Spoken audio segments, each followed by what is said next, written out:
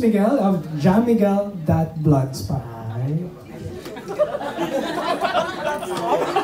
Vlogscom. Sinarkat na. Hi po, for Donnie and Kisses, curious lang, ano yung mamimiss nyo sa isa't isa since patapos na yung shooting for Playhouse? Last question. Yes.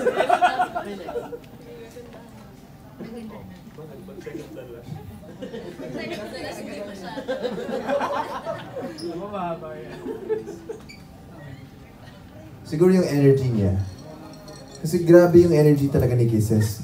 Kahit 2 AM na kami nagtitake, sobrang energetic pa rin niya, sobrang game. Ako ganyan ako, Kisses, okay, sige. Pero grabe, I really saw na the value of hard work. And I really saw na, you know, there's this energy in her na very distinct. So I think that's what I'm gonna miss the most because it's very rare to find that. Yeah. Hala, ano kaya, ang mamimiss ko po kay Donnie, si Donnie.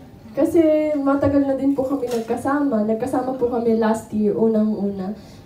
Nag-shoot po kami sa isang movie, tapos biglang magkasama po pala kami sa Playhouse. So, sabay-sabay po kami sa lahat ng pangyayari kasi first teleserye po namin ito together. And nag-shoot kami ng mga school scenes.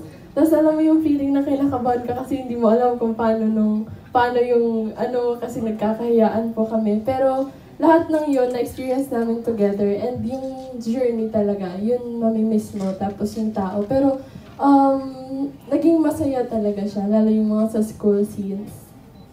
Okay, thank you. Grabe yung question mo, ha?